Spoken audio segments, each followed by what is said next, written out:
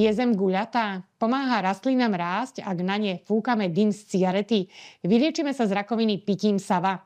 V ostatných rokoch zahltili verejný diskurs skutočné absurdity a niektoré dokonca šíria vysokí predstavitelia štátu. Naozaj to vyzerá, že ako ľudstvo hlúpneme. Zdá sa, že to ale nie je len zdanie. Upozorňujú na to aj vedci. Údajne sa ľudský mozog zmenšuje, IQ nám klesá. Čoho je to dôsledok a hlavne čo s tým? Keď prihliadneme k tomu, že vlastne to IQ alebo tá inteligencia sa meria len vyše 100 rokov. S týmto pojmom sa prvýkrát sme sa stretli, teda naši predchodcovia, na konci 19. storočia v takzvanom laboratóriu psychologickom v Lipsku. A prvé testy na IQ sa robili v podstate na začiatku 20. storočia. Taký prvý relevantnejší test, ktorý už bol aj kalibrovaný, tak bol v roku 1911. Na druhej strane aj to IQ je len jedna zložka osobnosti a samé o sebe nestačí. Aj o tomto určite budeme hovoriť, ale predsa len tá otázka aj pre neurogenetika. Ako veľmi veriete vy vo vede tieto zistenia? Hlúpneme ako ľudstvo? Tam treba vždycky zvažovať možnosti, že by to tak mohlo byť, aj to tak nemusí byť. Vždy je to ako taká nejaká hypotéza, nejaký predpoklad a jeden experiment nič nedokazuje, ani jedna štúdia môže mať pravdu. Ale myslím si, že ak sa opakovane potvrdí niečo také, tak je to dôveryhodnejšie. Lenže aj vedecký pohľad na svet má dynamickú stabilitu. Nie je pripútaný k faktom, ale predstavuje spôsob nazerania na ne. A keď sa zmenia fakty a zmením ten model, cez ktorý sa na to pozerám, a veda nás tiež učí cez rôzne perspektívy sa pozerať na to, takže tiež to môže byť otázka, že ako to merali, aké parametre sledovali, ako sa to mohlo meniť počas 100 rokov, alebo predtým netestovali každého jedného človeka. Teraz sa každý jeden človek dá otestovať, tak nejak štandardizované.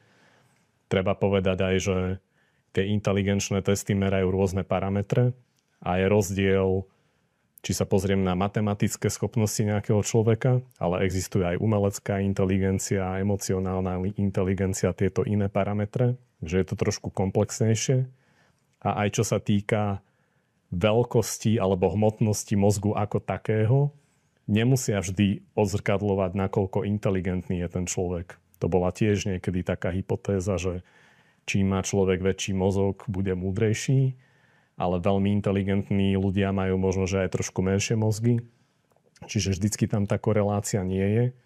Ale potom treba povedať aj, že keby to tak bolo, že naozaj hlúpneme, naozaj sa nám svrkávajú mozgy a prečo by to tak mohlo byť, tak ukazuje sa, že aj kvôli tomu nášmu spôsobu života, čo sú rôzne civilizačné ochorenia, neurodegeneratívne ochorenia, prípadne ľudia sa teraz dožívajú oveľa väčšieho veku ako volakedy, tak sa to aj viac prejavuje.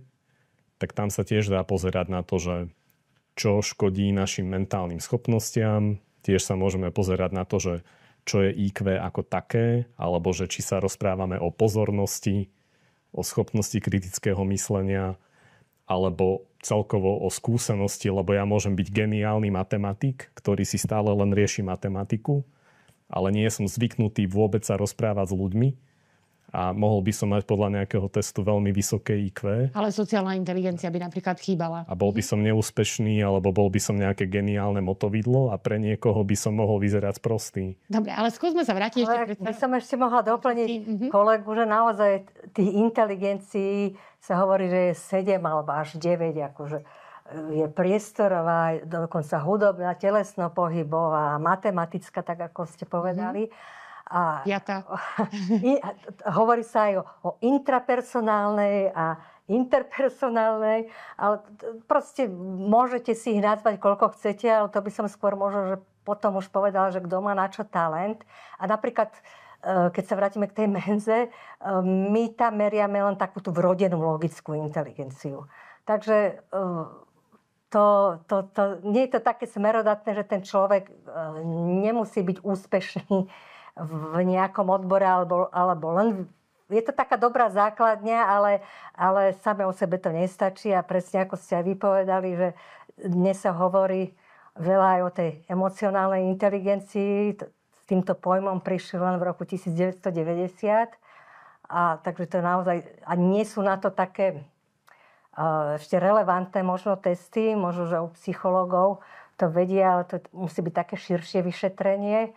A ako hovorila naša prvá podpredsednička pani Anna Sikorová, že EQ je mostík, po ktorom to IQ môže prejsť. To je veľmi pekné, ale ešte sa vráťme, veľmi naozaj pekné prirovnanie, ale vráťme sa predsa len k tej pôvodnej mojej otázke a k téme, či ako ľudstvo hlúpneme. Skúste vy z vašich skúseností, z toho, čo vidíte, možno z vašich profesí, pretože človek, keď sa pozrie okolo seba, nielen na sociálnych sieťach, tak naozaj sa zdá, že tej hlúposti je okolo nás viac, ako to bolo pred takými 15 rokmi. Myslíte si, že to naozaj môže byť tak? Alebo je možno teraz len tá hlúposť viditeľnejšia? Pán Eichler. Myslím si, že obidve možnosti sú veľmi pravdepodobné, že predtým to proste nebolo vidno, alebo my venujeme viac pozornosti tým extrémom. A keď niekto veľmi na seba púta pozornosť. Druhá vec je, že niekto môže byť veľmi zaujímavý, aj mu to ľudia prepáčia, keď on vlastne hrá niekoho hlúpeho, ale on v skutočnosti môže byť veľmi múdry.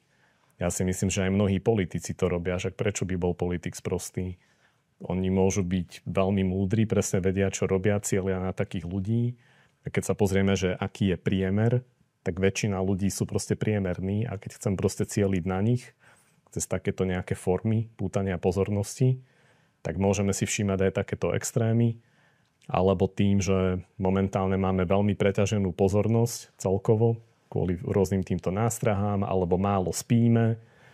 Sú také nejaké rôzne veci, ktoré nás odberajú o tie kognitívne kapacity. Tak možno aj preto máme taký pocit.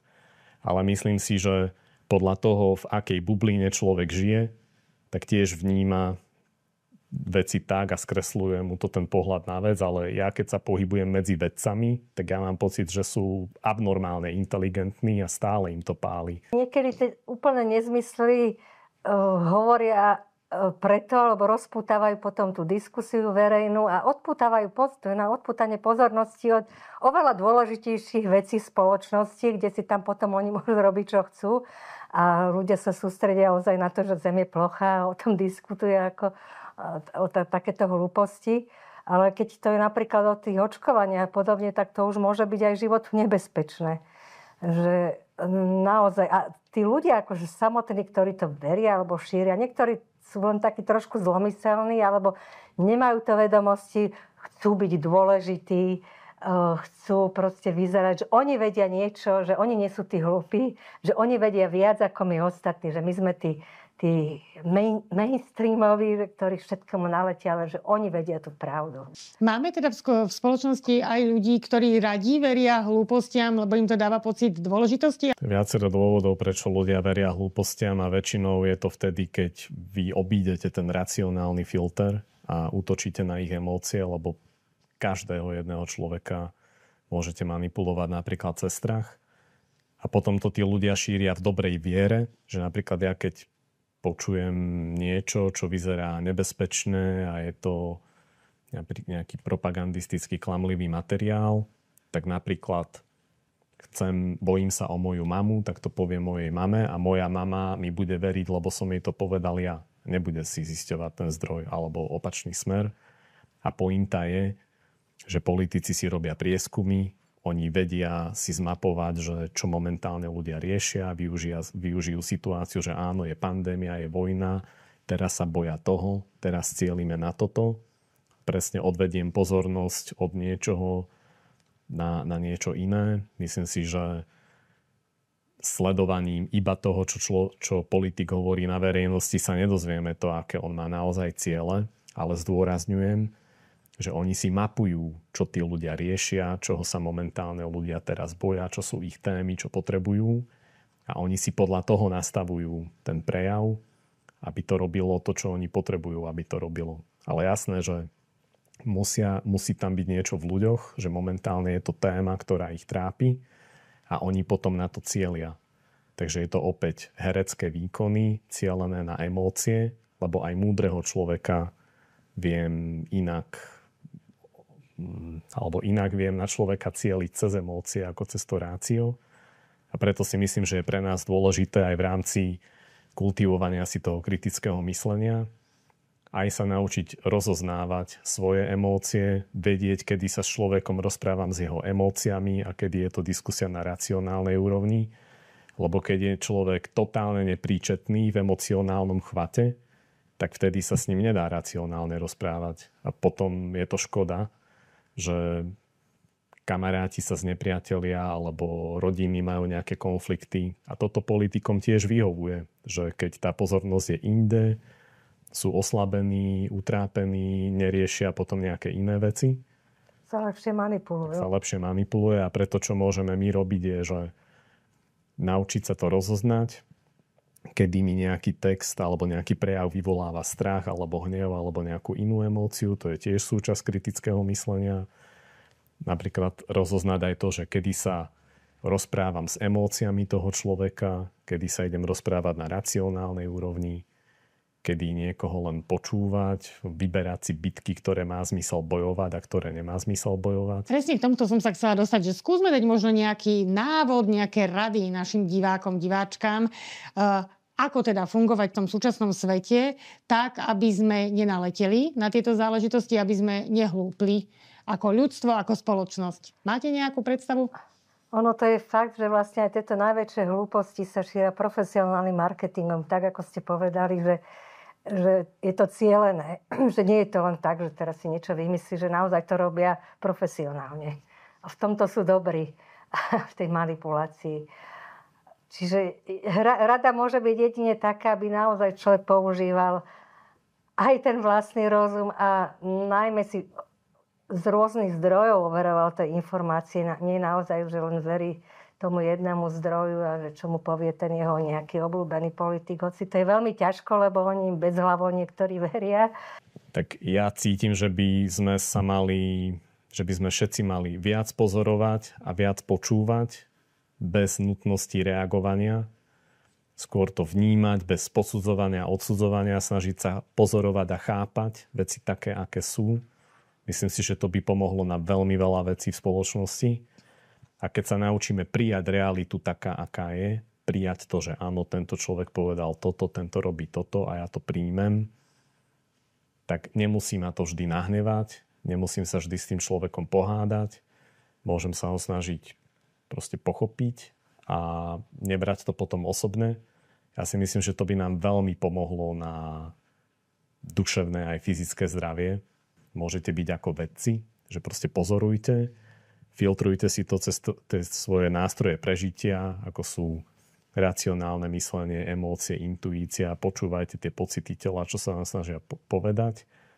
A pripomínajte si, že je dosť možné, že vy nemusíte mať pravdu, že sa môžete tiež mýliť. Alebo niečo, čomu ste verili včera, možno nemusela byť pravda. Takže aj takéto nejaké zdravé pochybovanie. Ale zazdávať si pozor aj na to, aby sme sa neupochybovali k smrti. Že treba mať aj nejaké istoty v živote, že dobre, v banke budem mať zajtra peniaze, zajtra vyjde slnko, v potravinách si kúpim nejaké jedlo. Sú aj také nejaké veci, čo viem, že dobre, budú tu, ale proste byť pripravený na to, že nemusím mať ja vždy pravdu, môžem sa mýliť, nemusím mať na všetko názor, môžem zmeniť názor, môžem povedať, že som urobil chybu, mýlil som sa, môj názor bol nesprávny, vidím to teraz takto a zmením ho. Je to veľmi ťažké, veľmi bolestivé, ale veľmi potrebné a aj vedci to musia robiť, takže vám prajem, že buďte ako vedci, skúste to robiť aj vy a myslím si, že potom budete mať lepšie výsledky vašich experimentov života. Ešte by som k tomu dodala, že naozaj tí, čo majú také enormné ego, s tými sa asi ťažko, tí vás nebudú nikdy počúvať, ale aj takí, čo nemajú vrodenú nejakú tú empatiu, tak keby sa skúsili zamyslieť, že pozrieť sa z tej druhej strany na to, že keby oni boli na tej druhej strane, komu oponujú. Výhoda je, že toto sa dá trénovať, to sa dá naučiť. Ako empatia je do určitej miery vrodená, ale dá sa aj trénovať, dá sa učiť. Sa aj tí, presne, to nemajú vrodené, že snažili sa pozrieť aj z tej druhej strany na to.